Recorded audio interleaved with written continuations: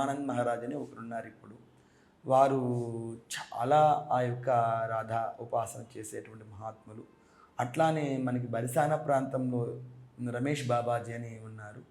వారు సాంగత్యం కూడా మేము పొందాం. వారు 1,00,000 గోవులకి సేవ చేస్తుంటారు. వారు చూస్తే ఒక కుర్చీలో ఒక శరీర ధర్మంలో కదలలేని స్థితిలో కనిపిస్తారు మనకి.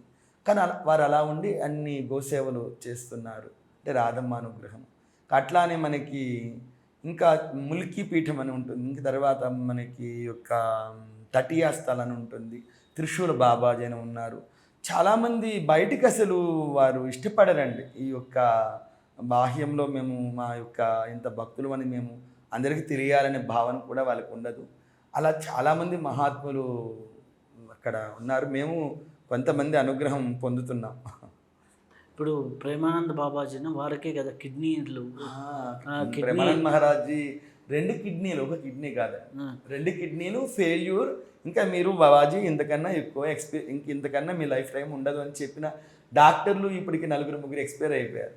బాబాజీ మాత్రము అంటే వారు ఆ రెండింటిని కిడ్నీలు ఏదో అనుకుంటారు. వాళ్ళు ఆ 2 కిడ్నీలు రాధాకృష్ణ అనుకుని ఆ భావనతో ఉంటారు.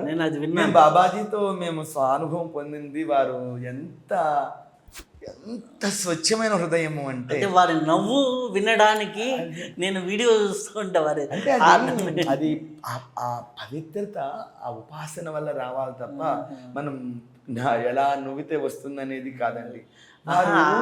నవ్వుతారు. ఇంత చిన్న పిల్లలైన రాధే అనగానే వారు చిన్నగా మారిపోయి ఆనందం పొందుతారండి.